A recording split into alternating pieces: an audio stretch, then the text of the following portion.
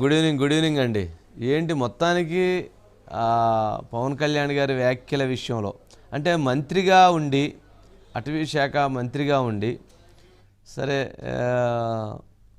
Rural development ఇవన్నీ కూడా ఉన్నాయనుకోండి, అటవీ శాఖ మంత్రిగా ఉండి అడవి దొంగలు లేదా రెడ్ శాండిల్ స్మగ్లర్సు లేదా జంతువుల స్మగ్లర్సు అట్లాంటి క్యారెక్టర్లతోటి హీరోలతోటి సినిమాలు తీస్తే బాగుండిద్దని ఎవరు అనరు కదా. ఎవరన్నా అలాంటివి సినిమాలు తీయకుండా ప్రకృతిని కాపాడేటువంటి సినిమాలు, ప్రకృతిని రక్షించేటువంటి సినిమాలు అలాంటివి తీయమని ఏ మంత్రి అయినా, బాధ్యత కలిగినటువంటి వ్యక్తి ఎవరైనా అదే కోరతారు, అంతే కదా. మరి దీంట్లో చాలామంది అసలు ఏదో ఆయన పవన్ కళ్యాణ్ గారు అల్లు అర్జున్నే అన్నారు అన్న చర్చ తీసుకొస్తున్నారు. దీనికి కారణం ఏంటంటే అల్లు అర్జున్ గారు కర్నూలులో శిల్ప వాళ్ళ ఎన్నికల ప్రచారం సందర్భంగా ఆయన వాళ్ళ ఇంటికి వెళ్ళి వచ్చాడు. యాజ్ ఎ ఫ్రెండ్గా వెళ్ళాను అని అన్నారు కానీ బట్ ఎన్నికల టైంలో కరెక్ట్గా ఆయన అక్కడికి వెళ్ళటంతో ఒక ఇంటెన్షన్ కనపడింది. ఏది ఓకే ఆయన ఫ్రెండు కాబట్టి ఆయన సపోర్ట్ చేయడానికి వెళ్ళాడు, వైసీపీకి సపోర్ట్ చేశాడు అనే దాని మీద వెళ్ళింది. ఆయన ఎక్కడ కండవా వేసుకోలేదు, జెండా వేసి పట్టుకోలేదు, ఇంకోటి పట్టుకోలేదు. ఆయన నా ఫ్రెండు, అతనికి మీరు సహకరించండి అని చెప్పొచ్చారు. ఆయన ఎన్నికల ముందు జనసేన పార్టీ పవన్ కళ్యాణ్ గారు ఇక్కడ బాధ్యతతో ఉంటే, ఈయన ఇక్కడ రాష్ట్రంలో యుద్ధం చేస్తుంటే, ఆయనకు జరిగినటువంటి అన్యాయాల మీద, రాష్ట్ర ప్రజల జరిగిన అన్యాయాల మీద పోరాడుతుంటే మరి అల్లు అర్జున్ అలా ఎలా వెళ్తాడు, అల్లు అర్జున్ ఎలా వెళ్ళి వైఎస్ఆర్సీపీ అభ్యర్థికి ఎలా మద్దతు ఇస్తాడనే దాని మీద చాలా విమర్శలు ఉన్నాయి, చాలా చర్చలు ఉన్నాయి. దాని మీద నాగబాబు గారు కూడా అనే సందర్భాల్లో ట్వీట్ చేశారు.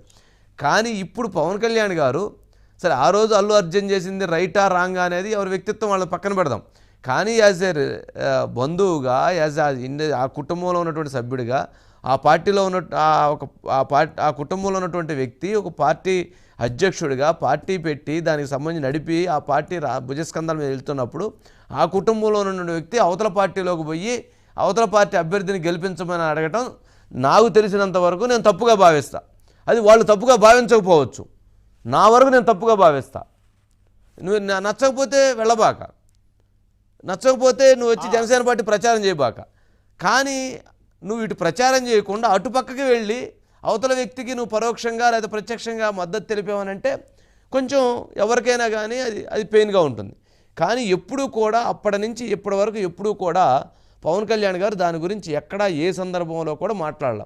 సరే నాగబాబు గారు అంటే కాస్త ఆయనకు తొందరగా కాస్త ఉడుకెక్కువ అనుకుందాము, కాస్త ఆయన వేగంతో ఆయన ఏదో ఒకటి సందర్భాల్లో మాట్లాడున్నారు. కానీ ఈరోజు పవన్ కళ్యాణ్ గారు ఉప ముఖ్యమంత్రిగా, అటవీ శాఖ మంత్రిగా ఆయన చెప్పినటువంటి సారాంశంలో కూడా ఎక్కడా తప్పు లేదు. ఫారెస్ట్ 40 సంవత్సరాల క్రితం ఫారెస్ట్ని కాపాడేటువంటి వాళ్ళు హీరోలు, ఇప్పుడు ఫారెస్ట్లో ఉన్నటువంటి చెట్లు కొట్టుకొని వెళ్ళేటువంటి వాళ్ళు హీరోలుగా మారారు. ఇది కొంచెం బాధ కలిగించేటువంటి అంశం అన్నారు. దీంట్లో ఏమైనా తప్పు ఉందా? నాకైతే ఎక్కడ తప్పు కనపట్టలేదు. సరే ఈ నేపథ్యంలో అసలు మీ అభిప్రాయం ఏంటి, మీ ఆలోచన ఏంటి, మీ విశ్లేషణ ఏంటి ఓం గారు? యాక్చువల్గా అండి సినిమా అనేది కళాత్మకమైందండి, కానీ కళ కాసుల్ని తెప్పించదు కాబట్టి దాని కళాత్మక వ్యాపారము అన్నారండి. అయితే కళాత్మక వ్యాపారం కూడా అండి ఒక స్థాయి వరకు అండి, అంతేగాని ఆ సమాజం ద్వారా మనం ఒక సినిమాని సమాజంలోకి తీసుకెళ్ళిన ద్వారా దాన్ని కొన్ని కోట్ల మంది ప్రభావితం అవుతారండి. ఇప్పుడు అందరూ సినిమా రంగంలోకి ఎందుకు వస్తారు? ఆ సినిమాని కోట్ల మంది చూస్తారు, దాని ప్రభావం ఎంతో మంది మీద ఉంటుంది కాబట్టి ఖచ్చితంగా దర్శక నిర్మాతలకి అలాగే అందులో నటించే కథానాయకుడికి ఆ సినిమా, దాని కాన్సెప్ట్, దాని ద్వారా అందిస్తున్న మెసేజ్ అన్న దాని మీద బాధ్యత అనేది ఉండాలండి. అందులో రూల్డ్ అవుట్ ఇంకా వేరే ఆలోచన అనేది లేదండి. అయితే ఆ కళాత్మక వ్యాపారం వల్ల కళాత్మక అనేది వెనక్కి వెళ్ళిపోయింది, వ్యాపారం ముందుకు వచ్చింది. సరే వ్యాపారంతో డబ్బులు రావడం కోసం కళని కంటిన్యూ చేస్తున్నారు, అది కూడా ఓకేనండి. కానీ ఈ కళాత్మకత అన్నది పోయిందండి. ఇప్పుడు కేవలం వ్యాపారం అనేది మిగిలిపోయిందండి.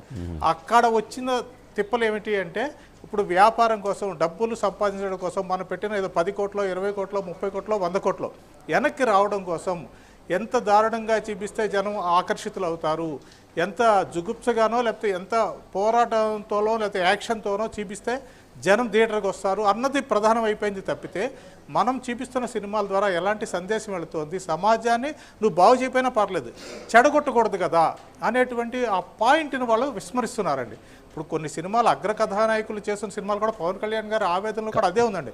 అంటే 40 ఏళ్ల క్రితం ఒక కల్చర్ ఎలా ఉంది, ఈ రోజున కల్చర్ ఎలా మారిపోయింది. ఓం గారు కాబట్టి దీన్ని మనం ఓం గారు అంటే వ్యాపారం కళాత్మక అంటే మీరు చెప్పిన దాంట్లో కళాత్మక వ్యాపారం, కళ పోయింది వ్యాపారం మిగిలింది అన్నారు. కానీ రాజమౌళి గారు తీసినటువంటి త్రిబుల్ R సినిమా ఏంటండి, ఏంటది? 100% ఎంత గొప్ప ఎంత సినిమా అండి. జాతీయ స్థాయిలో ఎంత అద్భుతమైన తీసుకొచ్చింది. మరి దాంట్లో కూడా ఒక కొమరం తెగకు సంబంధించిన ఒక పాప కోసం చేసినటువంటి ఒక యుద్ధం ఎంత మరి ఎంత హిట్ కొట్టింది. మరి అట్లాగే కల్కి ఇప్పుడు మరి అదెంత హిట్ కొట్టింది. నేను అంటుంది సినిమా అని తీసుకున్నటువంటి కథని ఎంచుకునేటువంటి విధానం. ఇప్పుడు అదే కొన్ని పాత్రలో ఇప్పుడు విలన్ పాత్రలని పోయి హీరోలను చేయమంటే చేస్తారా? చేయరు కదా. ముందు వాళ్ళ దగ్గరికి వెళ్ళగానే కథ తీసుకుని వెళ్ళిన ముందు గదిలో పడేసి బాధేస్తారు. నువ్వు ఎవరిని కథ చెప్పింది, నువ్వేం కథ తీసుకొస్తున్నావు అని అంటే ఒప్పుకోరు. వాళ్ళకి సమాజంలో కోట్లాది మంది ప్రజల్లో వాళ్ళు హృదయాల్లో వాళ్ళు హీరోలు, వాళ్ళ ప్రభావం చాలామంది మీద ఉంటుంది. పవన్ కళ్యాణ్ గారి ఫోటో దాదాపు కొన్ని లక్షల ఇళ్లల్లో దేవుడి ఫోటో పక్కన ఆయన ఫోటో ఉండిద్ది. ఏంటి, ఆయన తీసినటువంటి ఆ సినిమాలో ఇచ్చినటువంటి మెసేజీ, వాటి యొక్క దాని యొక్క భావం, వాళ్ళ భావజాలం వాళ్ళల్లో రంగరించబడి ఉంది. అందుకని వాళ్ళు అది పెట్టుకుంటారు. ఎన్టీ రామారావు గారి ఫోటో అలా పెట్టుకునేవాళ్ళు గతంలో. అంటే దీన్ని కళాత్మక వ్యాపారం, కళబోయింది వ్యాపారం మిగిలింది. ఇప్పుడు మరి వీళ్ళందరూ కూడా మరి వ్యాపారం చేస్తున్నారు, మరి కళాత్మక వ్యాపారమే చేస్తున్నారు కదా ఓం గారు. అవునండి. అంటే వాళ్ళ పర్సంటేజ్ అంటే తక్కువ ఉందండి నిజానికి. ఇప్పుడు ఏమైపోయిందంటే రియల్ ఎస్టేట్లో వచ్చిన డబ్బులో, లేకపోతే ఏదో సారా వ్యాపారంలో వచ్చిన డబ్బులో, లేకపోతే ఇంకా వేరే దగ్గర నుంచి వచ్చిన డబ్బుల్లో తీసుకొచ్చి సినిమాలు తీసి, అంటే పేరు అన్నది ఒకటి ఉంటుందండి. దానితో పాటుగా ఏంటంటే మీరు అన్నట్టుగా ఇందాడ కళ లేకుండా కేవలం నాకు ఈ సినిమాకి ఇన్ని కోట్లు పెడితే ఎన్ని కోట్లు వస్తాయి అనేటువంటి పర్సంటేజ్ పెరిగిందండి. పవన్ కళ్యాణ్ గారి ఆవేదనలో కూడా అదే ఉందండి. ఏదో ఇవాళ ఒక సినిమా పుష్పనేదో ఆయన టార్గెట్ చేశారో నాకు కాదండి, ఓవరాల్గా అండి సినిమా రంగంలో 40 ఏళ్ల క్రితం ఎలా ఉంది, ఇప్పుడు ఎలా ఉంది, ఈ కల్చర్ ఎలా మారింది, ఇది కాదు కదా. ఎందుకంటే ఒక బాధ్యత గల మంత్రిగా ఉన్న వ్యక్తి చెప్పాల్సిన మాటలు ఏవైతే అదే చెప్పండి ఆయన. అంతేగాని ఆ టైంలో ఆయన మాట్లాడుతున్నప్పుడు నేను ఈ మాట అంటే పుష్పకి తగులుతుందేమో, లేదా నేను ఈ మాట అంటే అల్లు అర్జున్ ఫ్యాన్స్ భుజాలు తడుకుంటారేమో అని అనుకోలేదు ఆయన.